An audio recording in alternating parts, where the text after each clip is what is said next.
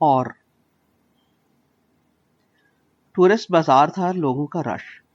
مجھے ہاتھ سے پکڑ کر بینچ پہ لے کر بیٹھ گئی. دیکھ ایسے اشتیاق سے رہی تھی جیسے خالہ کی بیٹی. فارسٹ بیوٹی ڈال، جاپانی گڑیا، بڑی بڑی ہیروں کی چمکتی آنکھیں، بلوری براؤن آنکھوں کے بٹن سرے عام کھلے دودھیا دودھ ملائی میں تیرتے ہوئے، آنکھوں کے کونے باہر کو اٹھے ہوئے جیسے کنپٹی سے آگے آنکھوں کی کنیوں پہ ہاتھ رکھ کے دونوں طرف سے آنکھیں اوپر اٹھا رکھی، پتلا سا ناک، ناک میں ایک طرف موتی، ہونٹ آرٹ گیلری سے جیسے اتارے ہوئے. بات کرے تو ایسے ہلیں جیسے گلاب پتیوں پہ شبنم گر رہی، شہد نچڑ رہا. بولی کس وقت لینڈ کیا؟ کہا رات. بولی کس ہوٹل میں ٹھہرے؟ نام بتا دیا ہوٹل کا. اس نے مسمرائز کر دیا. اس کی بات کا جواب خود سے نکلے. بولی تمہیں اچھی لگی میں؟ او یو آر امیزنگ. امیزنگ کہہ کے تھوڑا وقفہ دیا. اس کی آنکھوں نے آنکھوں میں جھانک کے کہا آگے بولو. بول دیا امیزنگ بیوٹی. اس کے چہرے پہ اندر ہی اندر کچھ شہرک سے خون کا فوارہ اٹھا، فشار گالوں پہ دمک گیا. مسکرائی تو گالوں میں ایسے دل فریب گڑے پڑے کہ جی چاہے ان میں انگلیاں دبا دو. میرا ہاتھ پکڑ کے گود میں رکھ کے بولی آج رات تمہارے ساتھ ہوٹل. مجھے بیٹھے بیٹھے کرنٹ لگا، جیسے الیکٹرک کرسی پہ ہوں، بینچ پہ نہیں. ہولے سے ہاتھ اس کی گود سے نکال کے اپنی گردن کھجانے لگا. وہ پھر دھیرے سے بولی ہول نائٹ ود یو. میں خود سے پرے کھسکنے لگا. وہ اور جوڑ کے بیٹھ گئی. کہا تم میں اتنی کشش، دیو مالائی حسن ذہانت. وہ آنکھیں پھیلا کے بولی یہ بری بات ہے. نہیں، یہ سب حیرت انگیز. پھر کوئی اور کام نہیں کرتی؟ وہ عجیب طرح سے ہنسی. کچھ لمحے سر جھکا کے اپنے بائیں ہاتھ کی انگشت شہادت پہ لگی گلابی نیل پالش لگے ناخن کو دانے ہاتھ کے انگوٹھے کی کنی سے کھرچتی رہی. اپنی گود میں کہیں نگاہ گم کیے سوچتی رہی. پھر ایک ہی چہرہ اٹھا کے میری آنکھوں میں آنکھیں ڈال کے بولی کیا اور کروں؟ سب جگہ نوکری کی، سیل گرل سے مقدس گیت گانے تک، سب یہی کام لیتے ہیں آخر. پھر سیدھے اسی کام پہ آ گئی. میں چپ. بولی زیادہ پیسے نہیں لوں گی. تھوڑا اور دھیرے سے کھسک کے دور ہوا. اس نے پیسے کم کرنا شروع کر دی. آنکھیں اس کی سیل گرل کی طرح ہی چمکیں جیسے سودا ضرور بیچنا ہو. پوچھا مجبوری کیا تمہاری؟ بولی ماں ہے، اس سے کام اب نہیں ہوتا. پوچھا باپ؟ اس نے ایسے سر گھمایا جیسے عجیب سوال پوچھ لیا. پھر خود ہی ہولے سے بولی کئی ہوٹلوں کی البم میں تصویر رکھی، وہ آدھے پیسے خود کاٹ لیتے، تم بھی ہوٹل والے ہی بن جاؤ. سر پکڑ کے بیٹھ گئے. اپنی متوقع سروسز بتانے لگی. بولی میں مساج کرنا بھی جانتی، جسم کے ایک ایک خلیے کا. تمہاری برسوں کی تھکن اتار دوں گی. نانا تم اتنی سندر ہو، کچھ اور کرو، کوئی ڈیسنٹ کام. وہ اپنی بنیان کے گھیرے کو نکر کی بیلٹ سے اوپر ہولے سے چھوتی بھی بولی یہ پیٹ بڑا انڈیسنٹ ہے، اسے بھوک لگتی ہے. او کیا کھاؤ گی؟ کوئی 18-20 سال کی ہوگی. ایک دم 7 سال کی بچی بن کے بولی وہ کباب. چلو. سوینئر شاپ کے آگے لوگوں کے جھمگٹے میں ایک شیشے کے ڈھکن والی ریڑھی کے اندر بتی سے کی روشنی میں لمبے لمبے چکنے ملائم پیلے کباب چمک رہے تھے. ان کا اس نے کوئی انہونا سا نام لیا. بولی یہ. جا کے اسے کباب لے دی. وہ کباب کی پلیٹ پکڑ کے کھڑی ہو گئی اور ایک دم سے انہیں کھانے لگی. میں چپکے سے کھسک گیا. ہوٹل میں آ کے سبزی دال اچار پاپڑ نان کی ایک تھالی کھائی. کاؤنٹر پہ پریتو بیٹھی نوٹ گن رہی تھی. پیسے دینے لگا تو بولی ٹھہرو. پھر میرا بڑا ہاتھ دیکھ کے میرے ہاتھ سے 500 کا نوٹ لے کر ویسے ہی نوٹوں کی گڈی میں ربڑ چڑھا کے رکھ دیا. ہاتھ میں پکڑے 100 کے نوٹ گنتی رہے. گنتی ختم کر کے بولی جی. کہا یہ بل ہے، 125 کا باقی دو. وہ ہاتھ پھیلا کے بولی بقایا کس سے؟ ابھی تو 500 کا نوٹ دیے. وہ کاؤنٹر کا دراز کھینچ کے سارے نوٹ سکے آگے کر کے بولی ادھر تو یہ چھوٹے نوٹ پڑے ہیں سب، 500 کا کدھر؟ کہا وہ ربڑ کی گڈی میں. وہ تو پہلے کی گڈی ہیں. وہ مکر گئی یا بھول گئی سمجھ نہ آئے. کہا دیکھو ابھی ڈالر توڑوا کے تمہارے ملک کے نوٹ لیے، یہ دیکھو. ڈالر تبدیل کرانے کی رسید بقایا رقم اپنے بٹوے کی دکھائی. وہ سر مارے ادھر ادھر، کہے تمہارے بٹوے سے میرا کیا تعلق. مجھے بینچ پہ ساتھ بیٹھی وہ کباب کے لیے ساتھ چلنے والی یاد آ گئی. اتنے ہی پیسے اس نے مانگے تھے. یہ ادھر شیشے کے چیمبر میں بیٹھی بیٹھی ربڑ بینڈ کی ذرا سی لچک سے اس کی رات بھر کی مزدوری ایک لمحے میں جھوٹ بول کے کما گئی۔ ناچار اسے پھر اور پیسے دی۔ اگلے دن ڈیوٹی کی مدت ختم ہو گئی۔ ڈیوٹی کے بعد لی ہوئی 10 چھٹیاں شروع ہو گئی۔ نیپال اور سری لنکا دونوں کے ویزے لگے ہوئے تھے۔ سوچوں ہر جہاز پہلے اپنے ملک جاتا ہے۔ ایئر نیپال سے کولمبو کا ٹکٹ لے لوں، کھٹمنڈو پہلے جائے گا، ایک ٹکٹ میں 2 مزے۔ وہ کہیں نہ جی، ایئر نیپال صرف کھٹمنڈو جاتا ہے بینکاک سے۔ سری لنکا ایئر سے کھٹمنڈو کا ٹکٹ مانگا، وہاں بھی یہی جواب، بینکاک سے سیدھا کولمبو۔ اب دونوں میں سے ایک کا انتخاب کرنا تھا۔ سوچا نیپال چلتا ہوں، کھٹمنڈو کا ٹکٹ لے لیا۔ ایئرپورٹ پہنچا، ایک کونے میں لش پش چمکتے ایئرپورٹ کے ٹرمینل کے شیشوں کے باہر ایئر نیپال کا غریبانہ سا جہاز مسکینی میں کھڑا تھا۔ بورڈنگ کارڈ ملنے میں ابھی دیر تھی۔ اسی محلے میں دیگر ممالک کی فلائٹ کے بھی وہیں ٹرمینل تھے۔ اسٹیل کے چکنے ایک بینچ پہ بیٹھا تو ادھر ویت نام کی کوئی فیملی بیٹھی تھی۔ ان سے باتیں ہونے لگی۔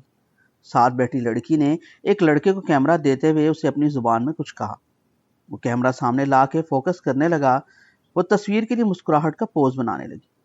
میں مروتاً اس سے ذرا دور ہٹنے لگا تو وہ ایک دم سے مجھے کندھوں سے پکڑ کے ساتھ بھینچتی ہوئی بولی، نو، ود یو۔ کھٹ کھٹ کیمرے والے نے تصویریں بنا لی۔ بہت عرصہ بعد فیس بک سے ایک فرینڈ ریکویسٹ آئی، ساتھ میسیجز سے پیغام آیا، پہچانا۔ اس نے وہی تصویر دکھا دی، لکھا تھا یاد آیا۔ مجھے یاد آ گیا، اس نے مجھے ویتنام کا ایک کرنسی نوٹ بھی دیا تھا سوینئر کے طور پر۔ اس پہ ہوچی من کی تصویر تھی۔ میں نے ویتنام کے اس بہادر لیڈر کی تعریف کی۔ مجھے ہوچی من کی ایک بات یاد آئی، اس کے ملک کو امریکہ نے بوٹی بوٹی کر کے ذبح کر دیا تھا۔ ہوچی من نے اپنے سارے دانشور اکٹھے کیے، بولا مجھے امریکیوں کے حوصلے پست کرنے کے لیے ایک لائن لکھ کے دو۔ بہترین مشورے اسے ملے، اس نے سب رد کر دی۔ پھر کہا کاغذ پہ ایک امریکی سپاہی کی تصویر بناؤ، رائفل پکڑے سوچتے ہوئے، ذہن کی طرف رخ کر کے پھر ایک سطر لکھو، پتہ نہیں اب کون میری گرل فرینڈ کے ساتھ سوتا۔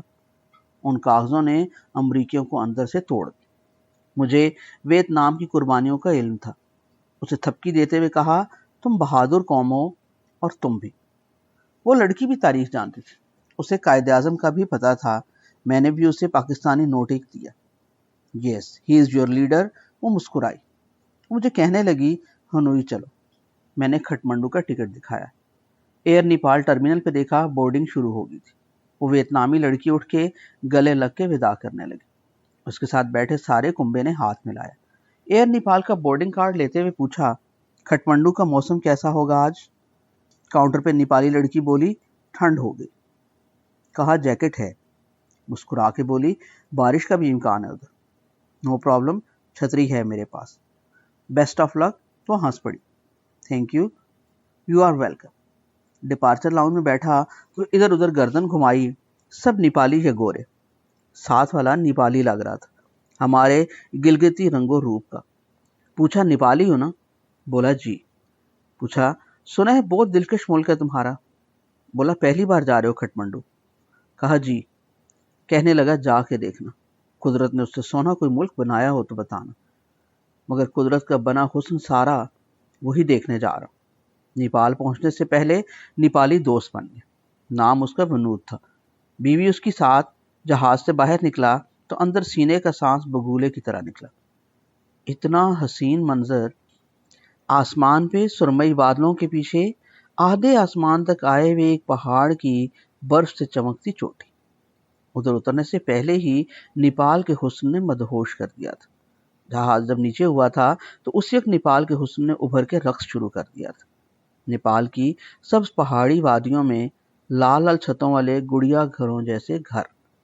رہا ساری جہاز ہمالیہ کے ساتھ ہندوستان، بھوٹان، سکم اور نیپال کی سبز پہاڑی پٹی پہ جمی برف کی چوٹیوں کے پاس اڑتا ادھر گیا۔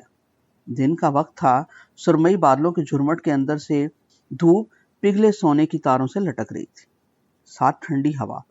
سارا رستہ کھڑکی سے باہر تکتا آیا تھا۔ اترتے ہوئے جہاز بادلوں سے نیچے اتر آئے۔ ایک منزلہ سادہ سی لال پتلی اینٹوں کی بنی کھٹمنڈو ایئرپورٹ کی عمارت سے گزرتے کچھ ڈالروں کے نیپالی روپے بنائے۔ ان کی کرنسی کا نام بھی روپے ہے. کم و بیش $1 میں اتنے ہی روپے جتنے پاکستان کے. تھوڑے سے ڈالروں سے جیب بھر گئی. بنور نے ایئرپورٹ پہ باہر آتے ہی مجھے ایک گاڑی میں بٹھایا. ڈرائیور کو کسی ہوٹل کا سمجھایا. مجھ سے بولا ٹورسٹ علاقے کا یہ بہترین ہوٹل. ادھر فون کر دیا ہے, تم پہنچو, میں گھر ہو کے آیا, پھر تمہیں شہر گھمانے لے جاؤں گا. ہوٹل کے ماتھے پہ لکھا تھا ہوٹل بلیو ڈائمنڈ. اندر اونچے سبز پودے, پھولوں کی کیاریاں. مینیجر رام لپک کے آیا. بنور نے اسے فون کر دیا تھا. پہلی منزل پہ 2 طرف سے کھلی کھڑکیوں والا آرام دہ کمرہ تیار تھا. نہا کے کپڑے بدلے تو نیچے ریسیپشن سے فون آ گیا. ونود آیا. اس کی کالی لمبی کار گنجان بازار سے مشکل سے گزرے. اس نے پہلے کھٹمنڈو کا نقشہ میرے سامنے رکھا, سمجھایا کہ 3 ادھر خاص مرکز, ایک کھٹمنڈو, دوسرا پٹن, تیسرا ذرا ہٹ کے بھگت پور. پڑھا لکھا بندہ تھا, نیپال کی اسمبلی کا الیکشن لڑ چکا تھا.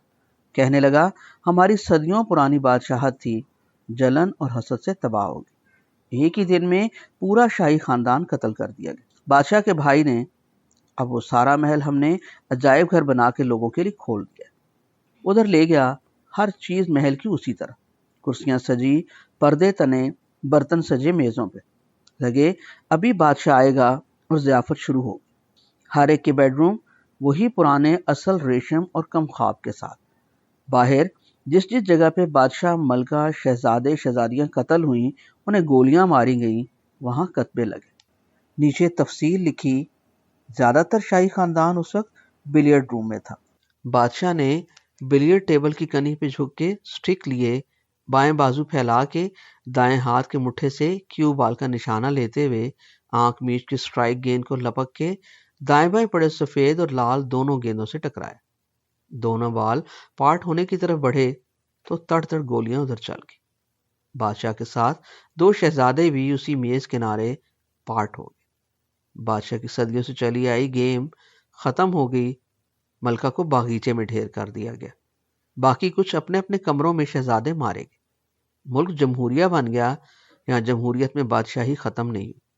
بلیئرڈ میز کو ہم نے سنوکر میز بنا لیا. گیند 3 کی بجائے 21 رکھ لی. سنوکر میں یہ 21 توپیں ہی ہر طرف گھومتے بال. 15 اسی لال کرتی رنگ کی ایسٹ انڈیا کمپنی کی قمیضوں جیسے لال. 2 نمبر پیلے بیمار کے, 3 سبز کبھی کبھی دکھانے والے کے لیے. براؤن گیند کو 4 نمبر دیے. نیلا سمندر پار کی آنکھ والے کے نمبر 5 اور سب سے زیادہ 7 نمبر ملکہ کے. کہنے کو اب بھی جو کالی ہے, مگر ساتھ اس کے پنکی گیند 6 کے 6 نمبر والی. پنکی جو لے گیا اس کا چھکا. ہمارے محلات ابھی میوزیم نہیں بنے, میوزیم محلات بنے ہوئے. ہمارے بلیئرڈ ٹیبل پہ سنوکر جاری ہے. مجھے شہر دکھاتا دکھاتا کھٹمنڈو کے 3 سجے سجائے مرکزوں میں لے گیا. بولا جب تمہارے ملک میں اورنگزیب اپنے باپ اور بھائیوں کا شکار کر رہا تھا, ادھر بھی شاہی خانوادے میں چپکلش ہو گئی, مگر تینوں بھائیوں نے کسی پہ یلغار نہ کی. مقابلہ ثقافتی اور تعمیراتی ہونے لگا. کھٹمنڈو چوک میں مندر کے ساتھ ہاتھی کھڑے کر دیے, ساگوانی سیڑھیوں کے اوپر سنہری پگوڑے لگا دی. دوسرے شہزادے نے پٹن سکوئر سجا لیا. ادھر اس نے بھی اونچے پگوڑے, مندر اور سرائیں بنائیں. تیسرا بھگت پور میں مندر, میوزیم, ایڈیٹوریم اور اونچی سیڑھیاں بنانے لگا. ان تینوں بھائیوں کی اس تعمیری مسابقت سے ہمارا تعمیری کلچر دنیا میں منفرد ہو گیا. وہ ایک دن گاڑی پہ بٹھا کے دور مردوم لے گیا, ماؤنٹ ایوریسٹ دکھانے. بیس کیمپ سے اسے دیکھو, سر اٹھا کے اس پہاڑ کو دیکھتا دیکھتا بندہ پیچھے گرتے ہوئے آسمان پہ سجدہ کرنے لگتا, اور منہ سے نکلتا ہے سبحان اللہ. 3-4 دن میں نیپال پھیر لیا, سوچا سری لنکا بھی ہوں. ٹکٹ لینے گیا, وہ کمپیوٹر پہ ٹک ٹک کرنے لگا. بولا درمیان میں سارا سفر ہندوستان کے اوپر اوپر ہے, راہ میں 2 جگہ جہاز ٹھہرے گا. کہا کوئی بات نہیں, کوئی جلدی نہیں. بولا چنائے اور دہلی میں سٹاپ ہے. کہا اوکے. وہ ٹک ٹک کمپیوٹر پہ لکھتا رہا, پاسپورٹ میرا کھلا سامنے. بولا ہندوستان کا ویزا لگا. کہا راہ میں اترنا ہی نہیں, ویزا کیا کرنا تھا. کہنے لگا دہلی میں سٹاپ 2.25 گھنٹے کا ہے. کہا سو واٹ. کہنے لگا وہ ویزا مانگتے. کہا میں نے تو ڈپارچر لاؤنج میں بیٹھے رہنا ہے, ایئرپورٹ سے باہر تھوڑی جانا ہے, ویزا کیوں. وہ کہے ایک خاص وقت سے زیادہ کا سٹاپ ہو تو ٹرانزٹ ویزا مانگتے. یار کوشش کرو. اس نے ایک دو اور ایئر لائن سے کوشش کی، سبھی انڈین ایئر لائن سے. سبھی کا دہلی میں پڑاؤ لمبا تھا. بولا سوری سر، وہ نہیں مانتے. میں نے ادھر بیٹھے بیٹھے دل ہی دل میں دہلی کے کتب صاحب سے شکوہ کی، حضور جب بھی اپنے والدین کے لیے دعا کے ہاتھ اٹھاؤں تو آپ پہ سلام بھیجتا آیا. آپ اپنے شہر کے ڈپارچر لاؤنج میں بھی نہیں بیٹھنے دیتے. آپ جن کے 90 تھے انہی قدرت اللہ شہاب کے ساتھی ممتاز مفتی کا بال کاؤ. جا کے ان کو بتاؤں گا. کوئی بات نہیں. ٹورسٹ دفتر والے سے کہا نیپال میں کدھر کدھر گھومنے کی اور جگہ. وہ ہنستے ہوئے بولا سارا نیپال ہی شاندار ہے. اگر دنیا کا پرسکون ترین گوشہ دیکھنا ہے تو پوکھران چلے جاؤ. 5 گھنٹوں کی ڈرائیو ہے، آرام دہ کوچز چلتی ہیں. ادھر انوکھی جھیل ہے، ایک سبز اونچے پہاڑوں بیچ، ایک طرف اونچی چوٹی بھی. کہا کنچن جنگا اور ماؤنٹ ایوریسٹ تو دیکھ لی. بولا یہ الگ ہے سب سے، انا پورنا. ایسی خاموشی جیسے ساری کائنات اس میں سوئی بھی ہو. واہ. جھٹ اس کے بارے میں معلومات لیں. وہ باتوں باتوں میں کھل گیا. بولا ہمیں آپ پاکستانی بہت پیارے لگتے، ہندوستان زہر. حالانکہ بولا ہم ادھر زیادہ ہندو ہی ہیں. پوچھا کیوں؟ کہنے لگا ہم لینڈ لاک ملک ہیں، ساری تجارت ہندوستان کے رستے ہوتی. اوپر چین طرف اونچی ہمالیہ کی دیوار، راستہ ادھر ناممکن. ہم مجبور. بلیک میل ہوتے انڈیا سے، دھونس دھاندلی ہم سے ہوتی. گنگا جمنا ہم سے نکل کے جاتے، ان پہ ڈیم نہیں بنانے دیتا. آپ کا جیسے کشمیر ہتھیایا ہوا، ہمارا سکم دارجلنگ پہ قبضہ کیا ہوا. ہمیں تو پاکستان کو دیکھ کے خوشی ہوتی کہ کوئی تو اس کی آنکھ میں آنکھ ڈال کے دیکھتا ہے. محلے میں بولا ہم کرکٹ نہیں کھیلتے، پر جب آپ کا اور ان کا میچ ہو ہم ٹی وی کے سامنے سے نہیں اٹھتے. بولا مجھے تمہارا شاہد افریدی بہت پسند ہے، بڑے چھکے مارتا ہے، بس یہ ہے ذرا آؤٹ جلدی ہو جاتا. مجھے تو پتہ ہی نہیں تھا نیپالی پاکستان سے اتنا پیار کرتے. ادھر رمضان کا مہینہ چڑھ گیا. ہوٹل کے ساتھ ایک سلما ستارہ اور جھنڈوں کے ڈیزائن بنانے کی دکان تھی. وہاں سے دنیا بھر کے ملکوں کے جیب پہ لگانے والے ماچس کی ڈبی کے سائز کے جھنڈے بنوائے، خاص طور پر یورپ، امریکہ، افریقہ اور ایشیا کے ان ملکوں کے جو دیکھے. ایک روزہ ایک بار ایک مندر میں کھولا، پھر کوچ پہ چڑھ کے پوکھران چلا گیا. فیوا جھیل حیرت انگیز تھی. 3 طرف اونچے سبز پہاڑ، شدید ہریالی ہے ادھر، سبزے میں سبزہ گھسا ہوا. جھیل کا پانی کہتے تھے اتنا گہرا کہ 7 منزلہ گھر بھی اندر رکھ دو تو چھپ جائے. تھا ٹھہرا ہوا چپ، سکوت میں خاموش. خاموشی گہرائی بنا نہیں ہوتی. ادھر سمجھ آئی جیسے کوئی مہامہن دیوی دیوتاؤں کے چرن میں سانس رو کے بیٹھا. سامنے اناپورنا کی سفید مسکراتی چوٹی، عجیب ملکوتی پرسرار حسن سے لدی ہوئی. جھیل کا سبز پانی، بیچ جھیل کے ایک چھوٹا سا جزیرہ. پتلی سی کشتی پہ بیٹھ کے جزیرے میں گیا. جزیرے میں ایک دیوی کا مندر، مندر میں کسی کے سہانے خواب کسی دیوی کی مورتی. وہ کہیں یہ لکشمی، جو کسی حسینہ کی آنکھ میں مسکراتی ہوئی پتلی کی طرح چمک رہی تھی. نیپال سے ودا ہوتے ہوئے سوچنے لگا اگلی بار کب آؤں.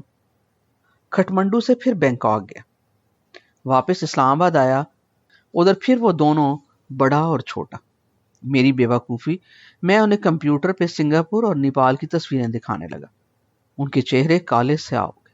انہی دنوں دفتر کے ہیڈ کلرک نے ہمارے فورن وزٹ کے کلیم تیار کی.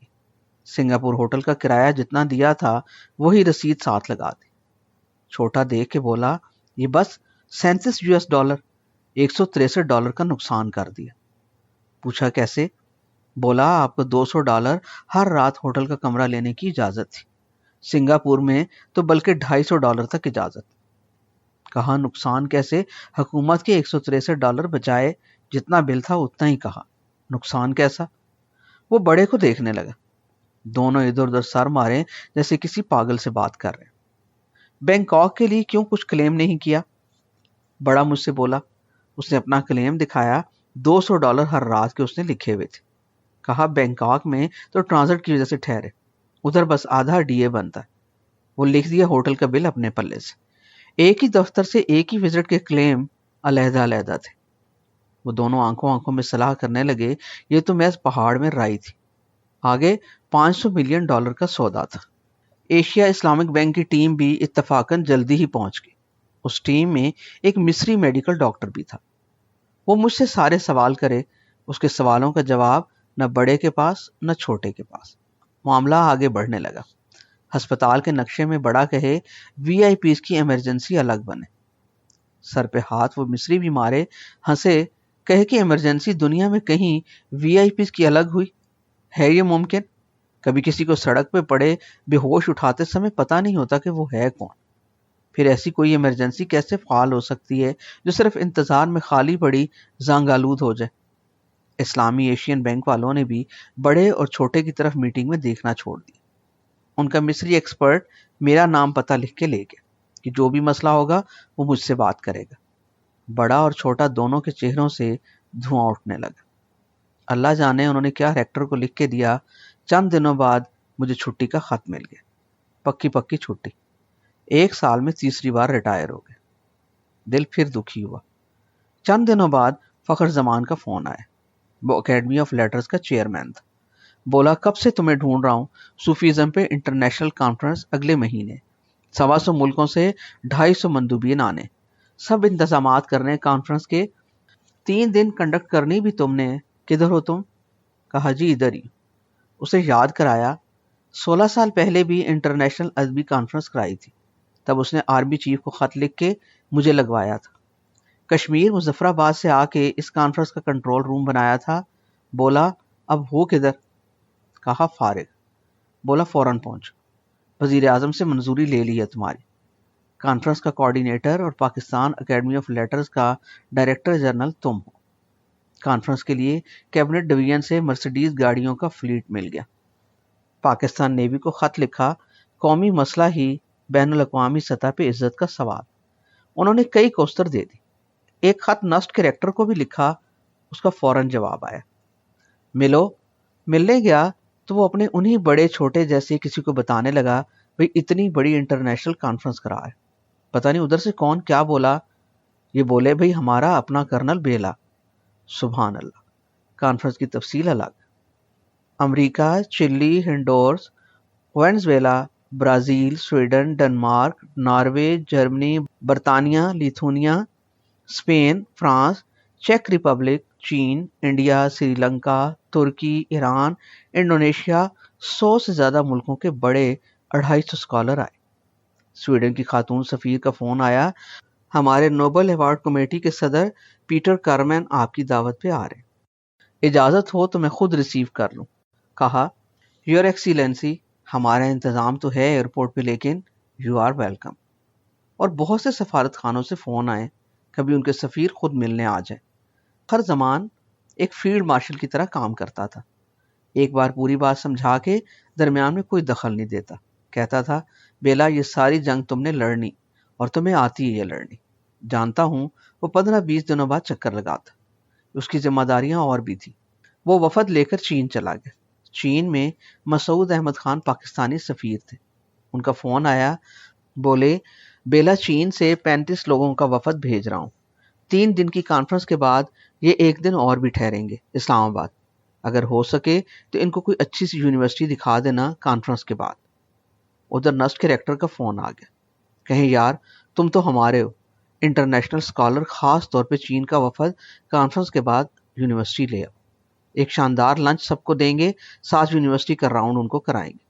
انٹرنیشنل ہماری پہچان بڑھے گی۔ کانفرنس کا افتتاحی اجلاس صدر گھر میں تھا۔ آصف علی زرداری صدر تھے۔ صدر زرداری کو تقریر کا متن لکھ کے بھیجا تھا۔ جب میں نے اس کا نام لے کر آخر میں پکارا تو اس نے فی البدی صوفیزم پہ ایسی جچی تلی انگریزی میں تقریر کی جس کے اندر میری لکھ کے دی ہوئی تقریر کا کوئی لفظ نہ تھا۔ سب اس نے خود بولا، خاص طور پہ صوفی شعراء کے حوالوں سے سچل سرمست اور بلے شاہ پہ۔ بلے شاہ پہ بہترین مقالہ آخری سیشن میں گورنر پنجاب کے بیٹھے ہوئے امریکی ایک اسکالر نے پڑھا۔ موضوع تھا کی جانا میں کون۔ لیتھونیا کی ڈاکٹر ڈالیا اور جرمنی کی جیمز دوسری بار ادھر ملے۔ تیسری بار وہ دونوں لاہور میں صوفی کانفرنس پہ آئے، جو فخر زمان نے اکیڈمی آف پاکستان کی طرف سے نہیں، ورلڈ پنجابی کانگریس کے پلیٹ فارم سے کی، جس کا وہ فاؤنڈنگ چیئرمین ہے۔ اسی کا اس نے مجھے سیکرٹری جنرل بھی بنا رکھا۔ جس کی کئی کانفرنسز لاہور اور دنیا کے کئی شہروں میں ہو چکی۔ اسلام آباد میں کانفرنس جاری تھی۔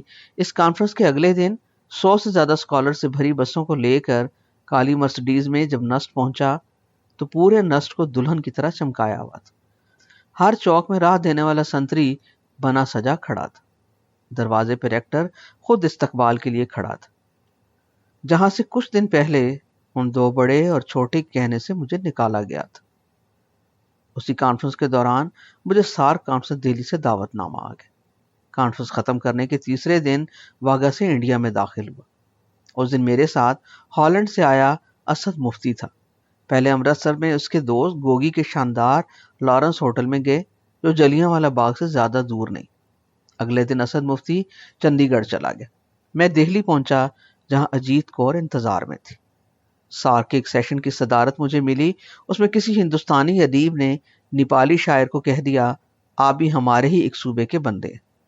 سارے نیپالی اٹھ کے کھڑے ہو گئے، نیپال کے لیے توصیفی جملے کہے اور ہندوستانی ادیب سے کہا، اپنے کہے لفظ واپس لو۔ باہر آیا تو سب نیپالی میرے ارد گرد، ہر کوئی آگے بڑھ کے تصویر ساتھ کھنچوائے۔ کئی لڑکیاں بھی تھیں۔ ایک سے پوچھا، آپ کھٹمنڈو کی ہیں؟ بولی نہیں، اس نے کسی اور شہر کا نام لیا۔ لڑکیوں کے ہجوم میں ایک خوبصورت لڑکی، کھلے لمبے بالوں والی، دوسروں کے بیچ سے روشنی کی کرن کی طرح نکل کے آگے ہاتھ بڑھا کے بولی، I am Geeta from Kathmandu. باقی کانفرنس کے دن پھر اس کے بیگ میں میری کتابیں ہوتی، ہر سیشن میں ساتھ ساتھ۔ ٹی بریک کھانے پہ اکٹھے کانفرنس کی آخری رات آ گئی۔ میں اس شام دہلی کے خالد اشرف کے ساتھ مقبرہ ہمایوں دیکھنے چلا گیا تھا۔ رات کے کھانے پہ دیر سے آیا۔ گیتا بھاگتی ہے، بولی کہاں تھے؟ ساری شام تم کو ڈھونڈا۔ وہ کھانا کھا چکی تھی۔ میری پلیٹ بھرتی ہوئی مجھے پلیٹ پکڑا کے بولی، آج رات دہلی میں میری آخری رات ہے۔ میرے ہاتھ سے پلیٹ کھسک گئی۔ اس کا ہاتھ تھا پلیٹ پہ، اس نے پلیٹ نہ گرنے دی۔ بولی، جانا صبح صبح ہے، گمسم اسے دیکھوں، وہ کہے کھانا کھاؤ۔ میرے ہاتھ بے جان۔ بولی، آج کی رات ہے باقی۔ پوچھا، تمہارے ساتھ چلوں؟ بولی، کہاں تک؟ کہا، جہاں تک مرضی لے جاؤ۔ وہ سوچ میں پڑ گئی۔ سوچتی سوچتی بولی، ہم بس پہ جا رہے ہیں صبح واپس۔ ملٹیپل انٹری والا سارک ویزا ہے میرے پاس، میں بولا۔ وہ ہاتھ پکڑ کے بیٹھ گئی، کہے پہلے کھانا کھاؤ۔ کھانا کھایا ہی نہ جائے۔ ان کی بس کی سواریاں اٹھ کے دروازے کی طرف جانے لگیں۔ وہ کہیں اور ٹھہرے تھے، سارے نیپالی۔ میرا گیسٹ روم اسی ڈائننگ ہال کے برابر میں تھا وہ ایک بہت بڑے مندر کے اندر پہلی منزل پہ۔ اصل میں سارک انتظامیہ کے لڑکوں نے مجھے کہا کہ سب سے بہترین ٹھہرنے کی جگہ ایک خاص ہے، مگر ہے وہ مندر میں۔ کہا، مجھے کوئی مسئلہ نہیں۔ وہ بولے، مگر ادھر آپ نے یہ نہیں بتانا کہ آپ مسلمان ہیں۔ کہا، بھئی میں جھوٹ نہیں بولوں گا، ہاں چپ رہ سکتا ہوں۔ وہ سوچتے ہوئے بولے، ایک اور بات۔ کیا؟ ادھر انڈیا میں کسی شہر میں آپ کے رشتہ دار ہیں؟ رشتہ دار کیا، میرے دادا کی قبر بھی ادھر ہی، لدھیال ننہال سب لدھیانے کے۔ انتظامیہ کا دت مسکراتا ہوا بولا، پھر ٹھیک ہے، ڈاکٹر بیلا فرام لدھیانہ۔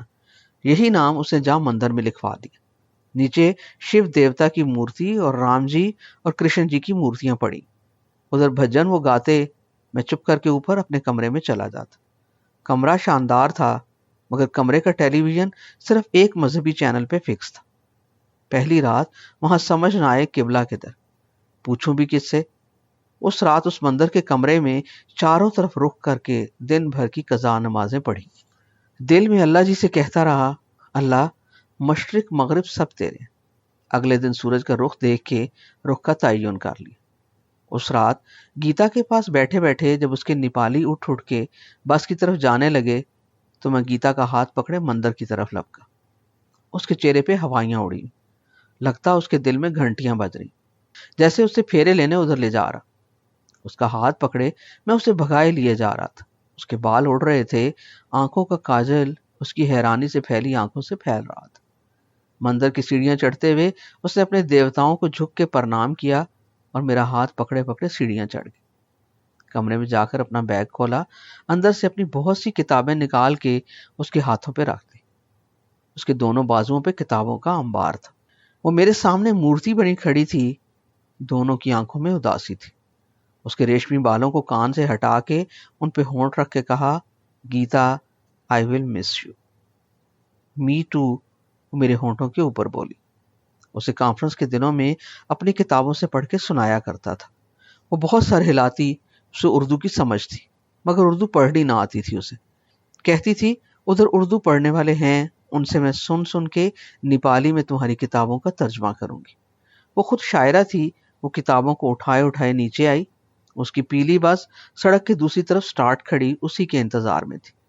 اس کے ساتھ تیز تیز چلتے ہوئے پوچھا، چڑھ جاؤں تیرے ساتھ تیری بس میں؟ لے چلو کھٹمنڈو۔ بولی چلو۔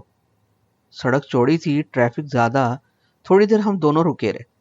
پھر جب سڑک پار کرنے کے لیے سڑک پہ لگی بتی سبز ہوئی اور بس کے دروازے پہ کھڑے اسے اپنے نیپالی ساتھی نظر آئے تو اس نے سرگوشی کی، کھٹمنڈو پہنچنے سے پہلے ہماری کہانی ادھر پہنچ جانی۔ اس کے چہرے پہ محبت کے بادل میں خوف کی بجلی تھی۔ میرے قدم رک گئے۔ وہ بس پہ چڑھ گئی۔ میں سڑک پہ کھڑا اس کی جاتی ہوئی لاری دور تک دیکھتا رہا، جب تک وہ دور ایک موڑ نہ مڑ گئی۔ اگلے دن دہلی میں نظام الدین اولیاء رحمہ اللہ کو سلام کر کے شہر کی دوسری طرف قطب مینار کے پاس قطب صاحب کے پاس گیا تو اچانک لگا جیسے وہ پوچھ رہے ہیں، ہاں کھٹمنڈو بیٹھ کے کیا کہہ رہے تھے؟ دہلی کے ڈپارچر لاؤنج میں تمہیں نہیں بیٹھنے دیتا۔ اب خود ادھر سے بھاگ رہے تھے۔ وہاں بیٹھ کے تو بہت ادھر کی خواہش تھی، زیادہ دیر تو نہیں ہوئی تمہیں بلانے میں۔ او، یہ ماجرا تھا۔ مجھے ساری بات سمجھ آ گئی۔ واپس آیا، ایک دن جنرل اصغر سے ملاقات ہوئی۔ وہ ہاتھوں میں دبا کے بولے، بیلا آئی ایم سوری۔ انہیں شاید بڑے اور چھوٹے کی حقیقت معلوم ہو گئی تھی۔ بولے میری غلطی ہے، تمہیں بلا وجہ یونیورسٹی سے نکالا۔ میں ہنسا، کہا علی جا آپ کا کوئی قصور نہیں، معاملہ کوئی اور تھا۔ انہیں کھٹمنڈو میں قطب صاحب کو کیے SMS کی کیا تفصیل بتاتا؟ ادھر معاملے اور، ہم تو گڈی گڈے۔ چابیاں کوئی اور بھرتا ہے، ہمارے ہاتھوں سے بندی ڈور بھی کسی اور کے ہاتھ ہوتی ہے۔